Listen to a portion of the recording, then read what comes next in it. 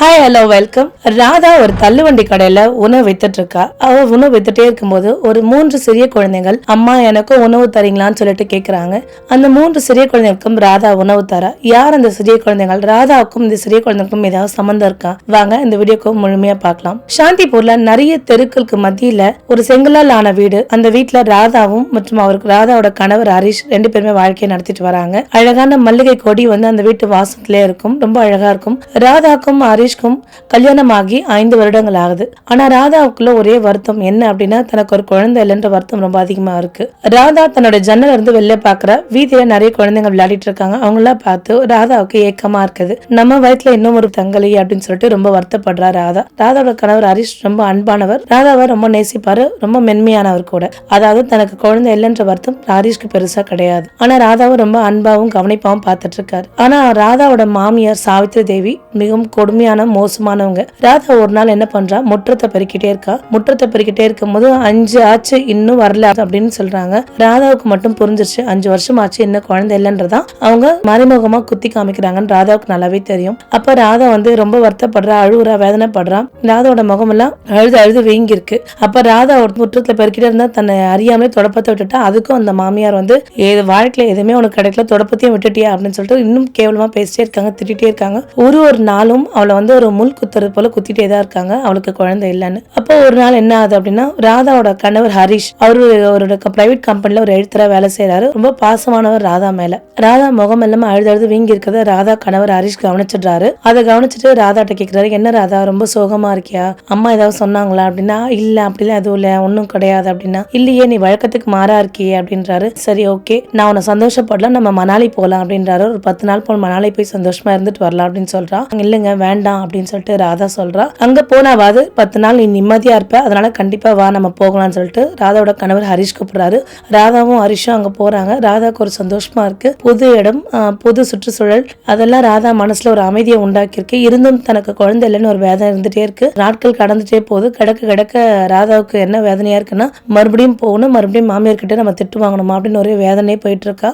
மணாலில ஒரு கோவில் ஒண்ணு பாக்குறாங்க. அவங்க ஒரு பாபாஜி ஒருத்தவங்க பாக்குறாங்க. அந்த பாபாஜி கிட்ட கை குப்பி வணங்கி வேண்டார் ராதா. அப்ப ராதாவோட தலையில கை வச்சுட்டு ராதாவோட பிரச்சனைகள் என்னன்னு புரிஞ்சது பாபாஜிக்கு. இப்போ பாபாஜி சொல்றாரு, இனி உனக்கு வாழ்க்கையில நடக்கிறதெல்லாம் நல்லதே நடக்கும், நீ நினைச்சதெல்லாம் கிடைச்சிரும் அப்படின்னு சொல்றாரு. அந்த வார்த்தையை கேட்ட உடனே ராதா மனசுல ஒரு சந்தோஷம் ஏற்பட்டது. நமக்கு குழந்தை வந்துடும் ஒரு மனசுல ஒரு நம்பிக்கையோட அந்த மணாலியை விட்டு வரா. 10 நாள் கழிச்சு ஊரை விட்டு வரா. ராதா வீடெல்லாம் சுத்தம் பண்ணிட்டே இருக்கா.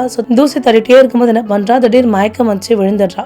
ராதாவோட கணவர் ஹரிஷ் பாக்குறாரு. வீட்டுல கூட்டிட்டு தண்ணி தெளிச்சு தண்ணி கொடுக்குறாரு. என்ன ராதா ஒழுங்கா சாப்பிடலையா, ஏன் இப்படி மயக்க அடிச்சு விழுந்திருக்கீங்க அப்படின்னு சொல்லிட்டு கேட்கிறாரு. இல்லைங்க நான் நல்லா தான் சாப்பிட்டேன், உடம்புலாம் நல்லா தான் இருக்குன்னு, ஏன்னோ இன்னைக்கு காலையில இருந்து எனக்கு தலை சுற்றலா இருக்கு, ஒரு வாந்தியா இருக்குங்க அப்படின்றான். அப்படியா ராதா அப்படின்னு சொல்லிட்டு கேட்கிறாரு. சரிப்பா நம்ம ஹாஸ்பிட்டல் போகலாம் அப்படின்னு ராதாவை கூப்பிடுறாரு ஹரிஷ். அப்ப ராதா சரிங்க நம்ம போகலாம் அப்படின்னு சொல்றா. அப்ப சொல்லும் போதே ஹரிஷ்க்கு ஒரு போன் கால் வருது. நீங்க கண்டிப்பா ஆபீஸ்க்கு வரணும்னு சொல்லிட்டு கூப்பிடுறாங்க. அப்ப ஹரிஷ் ராதாட்ட சொல்றாரு, ராதா எனக்கு ரொம்ப இம்பார்ட்டன்டான கால் வந்துருச்சு, அதனால ஹாஸ்பிட்டலுக்கு நீ ஆட்டோ பிடிச்சு போ அப்படின்றாரு. சரிங்க நான் போறேன், நீங்க பார்த்து பத்திரமா போங்கன்னு சொல்றோம். அதே மாதிரி என்ன பண்றா, ராதா தனியா ஒரு ஆட்டோ பிடிச்சு அலோன் ஹாஸ்பிட்டலுக்கு போறா. டாக்டர் போய் பாக்குறா. நாங்க நிறைய டெஸ்ட் எல்லாம் எடுக்க சொல்றாங்க. அந்த டெஸ்ட் எல்லாத்தையுமே ராதா எடுக்கிறா. ராதா டெஸ்ட் போட்டு வந்தோடனே டாக்டர் ரொம்ப சந்தோஷமா வராரு. இவங்களுக்கு ரொம்ப சந்தோஷமான விஷயம் அப்படின்றாரு. இன்னும் ராதா கொண்டுமே புரியல. என்ன சார் சந்தோஷமான விஷயம்னா, நீங்க கர்ப்பமா இருக்கீங்க அப்படின்னு சொல்றாங்க. இது கேட்ட உடனே ராதாக்கு ஒரே சந்தோஷம், கண்ணுந்து தண்ணீர் வழியுது. அவளால அந்த சந்தோஷத்தை தாங்கிக்கவே முடியல. உடனே ஹரிஷ்க்கு போன் பண்றா. ஹரிஷ் கார் ஓட்டிட்டு இருக்காரு. சொல்லு ராதா நான் கார் ஓட்டிட்டு இருக்கேன், என்ன விஷயம் அப்படின்னு. முக்கியமான விஷயங்க அப்படின்னா, என்ன முக்கியமான விஷயம் அப்படின்னா, நீங்க அப்பாவாக போறீங்க அப்படின்றா. அப்பாவாக போறேனா, இவ்வளவு சந்தோஷமான விஷயம் அப்படின்னு சொல்லிட்டு ஹரிஷ்க்கு கை கால் புரியவே இல்லை. ஒரே ரொம்ப சந்தோஷமா இருக்கு. நிஜமாவா எனக்கு ரொம்ப சந்தோஷமா இருக்கு ராதா அப்படின்னு ஒரே வார்த்தையில அவ்வளவு உற்சாகமா இருக்காரு ஹரிஷ். தன்னோட உற்சாகத்தை என்ன பண்றான், ஆப்போசிட்ல வர லாரியை கவனிக்காம வண்டியை ஓட்டிட்டு போயிடுறான். லாரி இவனோட கார் மீது மோதிடுது. ஹரிஷ் சம்பவ இடத்துல உயிரை இழந்துட்டான். ராதாவோட போன்ல நிறைய ஒளி மட்டும் தான் எழுப்பி வந்தது. ஆனா ராதாக்கு என்ன நடந்துச்சுன்னு தெரியல. ராதா ஒரே பயப்படுறா, பதற்றப்படுறா. திடீர்னு ஹாஸ்பிட்டல் இருந்து ஓடி வரா. தன் கணவரை பார்க்கணும் ஓடி வரா. ஆனா கணவர் எங்க இருக்காருன்னு ராதாவுக்கு தெரியல. அப்ப யாராவது போன் பண்ண மாட்டாங்களா அப்படின்ற மாதிரி தோணுது. அப்ப மறுபடியும் ராதாவோட செல்லுக்கு கால் வருது. ஐயா ஹலோ யாருங்க அப்படின்னா ஒரு தெரியாத நம்பர் இருந்து கால் வருது. இந்த மாதிரி நான் போலீஸ் பேசுறேமா அப்படின்னு சொல்றாரு. இந்த கார்ல வந்த டிரைவர் இறந்துட்டாருன்றாரு. அப்ப ராதா உட்காந்து தேம்பி அழறா, தவிக்கிறா, துடிக்கிறா. ஐயோ நான் ரொம்ப சந்தோஷமான விஷயம் சொன்னேன், இப்படி எங்க வீட்டுக்காரர் நானே சாகடிச்சிட்டேன்னு சொல்லிட்டு வருத்தப்படுறா. எங்க வீட்டுக்காருக்கு நான் போன் பண்ணாம இருந்தா இறந்திருக்க மாட்டாரே, ஐயோ நான் பெரிய தப்பு பண்ணிட்டேனேன்னு சொல்லிட்டு ரொம்ப வருந்துறா ராதா. வருத்தப்பட்டுட்டே இருக்கா. ஒரு கட்டத்துல மயங்கி தன் சுயநினைவு இல்லாம போயிடுறா. ஹாஸ்பிட்டல்ல கிட்டத்தட்ட ஒரு ஒரு வாரமா அட்மிட் பண்ணி வச்சிருக்காங்க. அப்ப ராதாக்கு ஒரு வாரம் கழிச்சு சுயநினைவு வருது. ஹரிஷோட நினைப்பு மட்டும்தான் ராதா மனசுக்குள்ள நிரம்பி இருக்கு. மங்களான இதுலயும் நினைக்கிறான் நம்ம இங்கேயோ இருக்கோம் அப்படின்னு சொல்லிட்டு லைட்டா கண்ணை திறக்கிறா. கண்ணை திறக்கும் போது ஹாஸ்பிட்டல்ல சொல்றாங்க, என்னம்மா முடிச்சிட்டீங்களா அப்படின்னா, ஆமா நீங்க ஒரு வாரமா சுயநினைவு இல்லாம இருக்கீங்க ஹாஸ்பிட்டல்ல, அது மட்டும் இல்லாம நீங்க கர்ப்பமா இருந்த கருவும் கலைஞ்சிருச்சு அப்படின்றாங்க. ராதா ஆனா அழல, எதுவுமே வருத்தப்படல. ஏன்னா அவன் மனசுக்குள்ள கணவர் இழந்த வருத்தமே இன்னும் போகல. ஏன்னா கணவர் மட்டும் தான் வீட்டுல ரொம்ப அன்பானவர், மாமியார் சரியான கொடுமைக்காரி. அப்படிங்களா அப்படின்னு சொல்லிட்டு அப்படியே கேட்டுக்கிறா. அதுக்கு அதிர்ச்சியா தான் இருக்கு, இருந்தாலும் அது கேட்டுக்கிறா. தன் கணவரை மட்டுமே நினைச்சு வருத்தப்பட்டுட்டே இருக்கா. அப்ப இவளை பாக்குறதுக்கு அவளுடைய மாமியார் வெள்ளை சேலை அணிஞ்சு வராங்க. மாமியார் ஏற்கனவே விதவையா தான் இருக்காங்க. வந்த உடனே ராதாவை பாக்குறாங்க. ராதாவுக்கு மாமியாரை பார்த்த உடனே ஏதோ ஒரு சந்தோஷம். மாமியார் ஏதோ நம்மள உடல்நிலை விசாரிக்க தான் வராங்க அப்படின்னு பாக்குறான். அப்ப மாமியார் சொல்றா, உன்னை கல்யாணம் பண்ணி என் பிள்ளைய நான் தொலைச்சிட்டேன், நீ என் பிள்ளை வாழ்க்கையும் போச்சு, ஒரு குழந்தையும் பெத்து கொடுக்க உன்னால முடியல அப்படின்னா. அப்ப சொல்ற, அத்தை நான் கருவுற்று இருந்தேன், இப்பதான் கலைஞ்சிருச்சு பாரு, அந்த கரு கூட உங்ககிட்ட இருக்க விருப்பம் இல்லாம தானவே கலைஞ்சிருச்சு, நீ எவ்வளவு மோசமான பாரு அப்படின்னு சொல்லிட்டு கண்ணா பின்னான்னு பேசிட்டே போறாங்க. அப்ப ராதா அழறா, அத்தை என்னத்தை அப்படி பேசுறீங்க, நானே கணவர் இழந்துட்டாருன்னு ரொம்ப வருத்தத்துல இருக்கேன், என்னத்தை அப்படி பேசுறீங்கன்னா, என் பையனே போனதுக்கு அப்புறம் நீ எனக்கு எதுக்கு மருமகளா, எனக்கு நீ எப்பவுமே தேவையே இல்லை, நீ என் பையனை விழுங்கிட்ட, நீ பையனை விழுங்கினதெல்லாம் என் பையன் காசுல இருந்து ₹1 உனக்கு வராது, என் பையன் சொத்தெல்லாம் நீ அனுபவிக்கலாம் நினைச்சு கூட பார்க்காத, உன்னை வீட்டுல கூட சேர்க்க மாட்டேன் அப்படின்னு சொல்லிட்டு ராதா மாமியார் காலில் விழுந்து கெஞ்சி கேட்கிற, அத்தை அப்படிலாம் சொல்லாதீங்க அப்படின்னு சொல்றா. அப்ப மாமியார் மதிச்சுட்டு தள்ளி விட்டுட்டு போயிடுறா. நீ வீட்டு பக்கம் வந்தனா இதே மாதிரிதான் உன்னை தள்ளுவேன், அதனால என் வீட்டு பக்கம் எல்லாம் வந்துடாது அப்படின்னு சொல்றான். ஒரு 3 நாள் ஹாஸ்பிட்டலே இருக்கா. தன்னோட உடல்நிலை சரிப்படுத்திட்டு வரா. ஹாஸ்பிட்டல் வெளியில நிக்கிறா. ஆனா அவளுக்கு யாருக்கும் சொந்தக்காரங்க கிடையாது.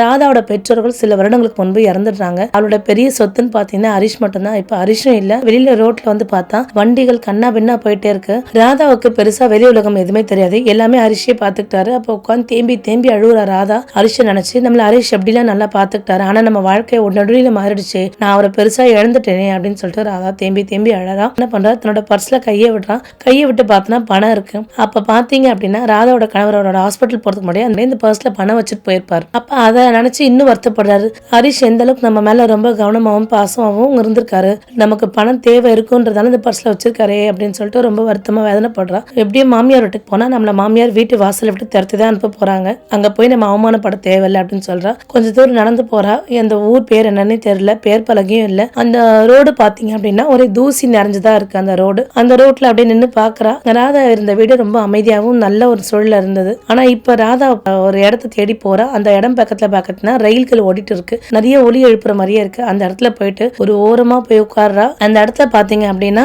பெருசா கதவுலாம் எதுவும் கிடையாது. ஒரு துணி போட்டுக்கிறான். அந்த இடத்துல உட்காந்து வாழ்க்கையை ஓரமா நின்று வாழ ஆரம்பிக்கிறான். அந்த இடத்துல படுத்துக்கிறான். அன்று இரவு படுக்கும் போது அவளுக்கு கனவு வருது. ஹரிஷ் சொல்வா ராதா கிட்ட, ராதா நீ ரொம்ப நல்லா சமைக்கிற, நிஜமா 5 ஸ்டார் ஹோட்டலே தோத்துடும், ஏன்னா உன் கையில அவ்வளவு உணவு பக்குவத்தை வச்சிருக்க, ரொம்ப நல்லா சமைக்கிற, இந்த பக்குவம் யாருக்குமே வராது அப்படின்னு சொல்றான். அப்ப ராதாவுக்கு திடீர்னு யோசனை வருது. ராதா கழுத்துலயும் காதலையும் கொஞ்சம் நகை போட்டிருக்கா. நகையெல்லாம் அடகு வச்சு பணம் வாங்குறா. அந்த பணத்துல ஒரு தள்ளு வண்டி வாங்குறா. இப்படியே காலையில எந்திரிச்சு உணவு எல்லாம் சமைக்கிறா. சமைச்சு கொண்டு ரோட்ல விற்க ஆரம்பிக்கிறா. தன் வீட்டுக்கார சொன்னதை நினைச்சு இதை ஆரம்பிக்கிறா. நல்லபடியா அவளோட வியாபாரம் போயிட்டே இருக்கு. இப்படி தினந்தோறும் வாழ்க்கையை அவ பார்த்துட்டு இருக்கா. அப்ப பாத்தீங்க அப்படின்னா உணவு கம்மியான விலையில கொடுக்குறா. ஏழை எளியருக்குள்ள அந்த கம்மியான விலையில உணவு கொடுக்குறா.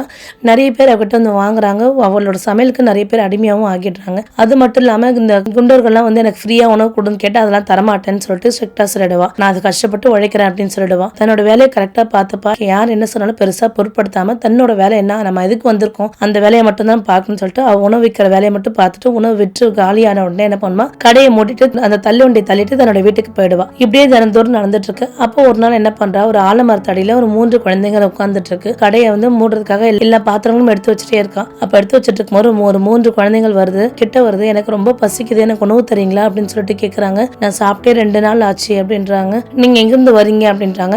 எங்க அம்மா அப்பா எல்லாம் இறந்துட்டாங்க, என்ன பாபுன்றவர் தான் என்ன கூட்டிட்டு வந்தாரு, ஆனா ஏன்னா அவர் எங்களை விட்டுட்டு போயிட்டாரு, எதுக்குன்னு தெரியல அப்படின்னு அந்த 3 குழந்தையும் சொன்ன உடனே ராதா கண்ணுல ஒரு மாதிரி கஷ்டமா இருக்கு. சரி சாப்பிட்டீங்களா அப்படின்னு சொல்லிட்டு ராதா கேக்குறான். இல்ல நாங்க சாப்பிட்டே 3 நாள் ஆச்சு அப்படின்றாங்க. நாங்க குப்பை தொட்டியில தான் சாப்பாடு தேடுறோம், ஆனா குப்பை தொட்டில எங்களுக்கு சாப்பாடே கிடைக்கலன்னு சொல்லும் போது ராதா கண்ணுல தண்ணி வருது. பல வருஷத்துக்கு முன்னாடி நம்ம வயிற்றுல கரு கடைஞ்சது, அதுதான் இன்னைக்கு 1க்கு 3 வந்திருக்கு அப்படின்னு நினைச்சுக்கிறா. சரி நீங்க வருத்தப்படாதீங்க, நான் உங்களுக்கு உணவு தரேன்னு சொல்லிட்டு என்ன பண்றா, உடனே மாவு எடுத்து ரொட்டி போடுறா. ரொட்டியும் பருப்பு எடுத்து வைக்கிறா. அந்த 3 குழந்தைங்களும் பாத்தீங்க அப்படின்னா ஒரு ஓனாய் சாப்பிடுற போல சாப்பிடுறாங்க. ஏன்னா அந்த குழந்தைங்களுக்கு அவ்வளவு பசி. ஒரு ஓனாய் எப்படி தனக்கு இறை கிடைச்சதுன்னா சாப்பிடுமோ அந்த அளவுக்கு ஸ்பீடா சாப்பிடுறாங்க. குழந்தைங்க பசியை பார்த்தோன்னே ராதாக்கு ஒரு மாதிரி அழுகையே வந்துருச்சு. ஐயோ இந்த குழந்தைங்க இவ்வளவு நாள் பசியில இருக்காங்களா அப்படின்னு சொல்றான். ராதா அவரோட வீட்டுக்கு அழைச்சிட்டு போறா. சரி இன்னைக்கு இரவு நீங்க எங்கே தூங்குங்க அப்படின்னு சொல்றான். 3வது குழந்தை ரொம்ப சின்ன குழந்தை. குழந்தை. அந்த குழந்தை கேட்குது, நாளைக்கும் உணவு தருவீங்களா எங்களுக்கு அப்படின்னு வந்து, கண்டிப்பா நான் உங்களுக்கு உணவு தரேன் அப்படின்னு சொல்றா. இந்த மாதிரி தினந்தோறும் அவங்க வாழ்க்கை போயிட்டே இருக்கு. இப்படியே காலங்கள் போய் 15 வருடம் கழிஞ்சிருது. அந்த 3 குழந்தைகளுக்கும் பாத்தீங்க அப்படின்னா சூரியம், நிலம், காற்றுன்னு பேர் வச்சிருப்பா ராதா. அந்த 3 குழந்தைங்களும் நல்லா படிக்க வைக்கிறா ராதா. அந்த 3 குழந்தைல ஒரு குழந்தைக்கு, அம்மா எனக்கு வந்து ஒரு நல்ல காலேஜ்ல சீட்டு கிடைச்சிருக்கு, ஆனா நாங்க படிக்க போகலாமா, அங்க படிக்க போனா உங்களை நான் ரொம்ப மிஸ் பண்ணுவேன், அதனால நான் படிக்க போகல அப்படின்னு சொல்றாங்க. அப்ப இல்ல கண்டிப்பா நீ படிக்க போகணும், உன் வாழ்க்கையில நல்லது இது பண்ணும். இல்லம்மா நான் படிக்க போக மாட்டேன் அப்படின்றா. நீங்க 3 பேருமே புத்திசாலி தான், கண்டிப்பா நீங்க நல்லா படிச்சு உங்க வாழ்க்கையில உயரணும் அப்படின்னு நினைக்கிறாங்க. அப்ப அந்த இடத்துல பாத்தீங்கன்னா அந்த காலேஜ்ல அந்த பையன் படிக்க மாட்டேன்னு சொல்லிட்டான். அப்ப திடீர்னு என்ன பண்றான், ஒரு எதிரி ஒருத்தர் உருவாக்குறாரு, அதாவது அந்த காலேஜ் முதலாளி. இந்த பையன் மிகவும் அறிவாளியா இருக்கான், இவன் நம்ம காலேஜ்ல படிச்சானா நமக்கு ரொம்ப பெருமை, அதனால இவனை எப்படியாவது கண்டிப்பா படிக்க வைக்கணும். இந்த பொம்பளை கடை போட்டு இருக்கிற வரைக்கும் இந்த பிள்ளைங்க நம்மளோட காலேஜ்ல படிக்க வரமாட்டாங்க, ஏன்னா 3 பேருமே அறிவாளி தான், நம்ம காலேஜ்ல படிக்க வரமாட்டாங்க. அப்ப நம்ம என்ன பண்ணணும், முதல்ல இவளை வந்து இவனோட கடையை ஒழிக்கணும், இவனோட கடை ஒழிச்சாதான் நம்ம எல்லாத்தையும் பண்ண முடியும் அப்படின்னு சொல்றாங்க. சரின்னு சொல்லிட்டு என்ன பண்றாங்க, சில ஆட்களை குண்டர்களை ஏவி விட்டு என்ன பண்றாங்க, அந்த கடையை உடைச்சு தள்ளிடுறாங்க. அவ்வளவு பட்டு கெஞ்சி கேட்கிறா ராதா, தயவு செய்து உடைக்காதீங்க. ஏன்னா ராதாவுக்கு வயசாடிச்சு, ராதாவோட முகங்கள் சுருக்கங்கள் வரிகள் எல்லாம் விழ ஆரம்பிச்சிருச்சு ராதாவோட முகங்கள்ல. ராதா கெஞ்சி கேட்கிறா, நான் அந்த 3 குழந்தைங்களை பாத்துக்கணும், தயவு செய்து எதுவும் செய்யாதீங்க அப்படின்றான். ராதாவை கடையெல்லாம் உடைச்சிட்டு வந்துட்டாங்க. ராதாவுக்கு ஒரே மனசு சரியில்லை, ஒரே வருத்தத்தோட இருக்கா. அப்ப அந்த காலேஜோட உரிமையாளர் அந்த 3 பிள்ளைங்களையும் கூப்பிடுறாரு, வாங்க அப்படின்னு சொல்லிட்டு கூப்பிடுறாரு. என்ன அப்படின்னு, உங்களுக்கு ஒரு உண்மை தெரியுமா அப்படின்றாரு.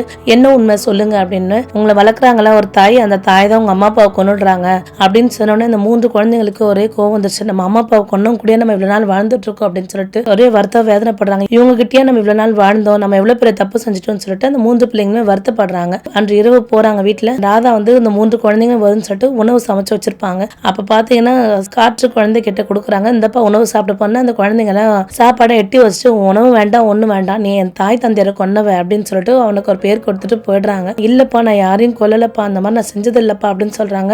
ஆனால் ராதா சொல்றதை யாரும் கேட்கிற மாதிரி விரும்பல. அந்த 3 பிள்ளைங்களுமே ராதா விட்டு போயிடுறாங்க. ராதாவோட வாழ்க்கை அப்படியே கடந்து போயிட்டு இருக்கு. நோய்வாய்ப்பட்டு ரொம்ப கஷ்டப்பட்டு ஏதோ வாழ்ந்துட்டு இருக்காங்க. ஒரு சில பேர் ராதாவை பைத்தியக்கார கிழவின்னு கூப்பிட ஆரம்பிச்சிட்டாங்க. எப்பவுமே அந்த தெரு முனையிலே உட்காந்துட்டு இருப்பாங்க.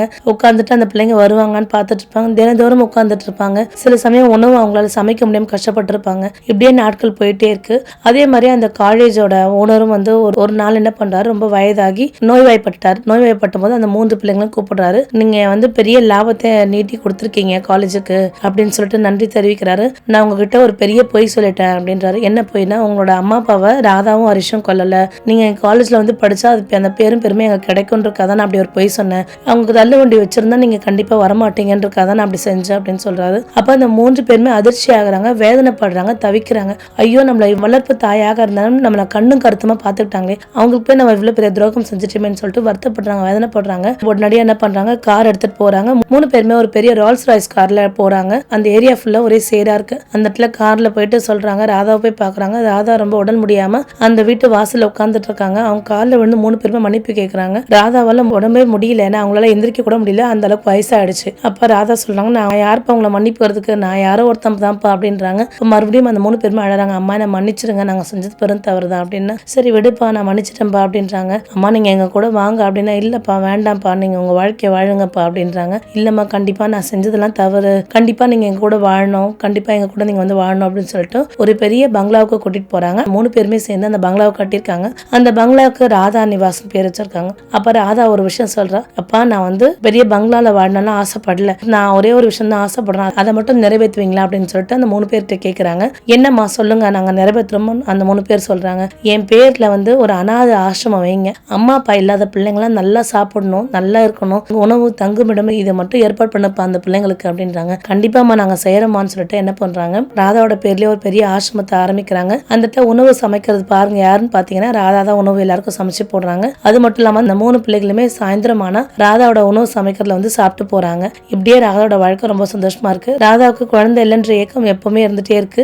ராதாவோட ஏக்கம் வந்து இப்ப பெருசா நிறைவேறிச்சு. இப்ப ராதா ஒரு பிள்ளைங்களுக்குள்ள பல பிள்ளைங்களை கவனிச்சுக்கிறாங்க, பல பிள்ளைங்களுக்கு சாப்பாடு செஞ்சு போடுறாங்க. இப்ப ராதா வாழ்க்கை ரொம்ப சந்தோஷமாவே போயிட்டு இருக்கு. ராதா ரொம்ப அன்பாவும் பாசமா இருக்கிறாள் தான். ராதா மனசு போலவே ராதா நிறைய பிள்ளைங்களுக்கு சாப்பாடு செஞ்சு எல்லா பிள்ளைங்களும் மகிழ்விச்சுட்டு வராங்க. ராதாவோட அன்பு எல்லா பிள்ளைங்க கிட்டுமே எப்பவுமே நிலைச்சு நிற்கும். மீண்டும் ஒரு நல்ல கதையில் சந்திக்கிறேன். நன்றி.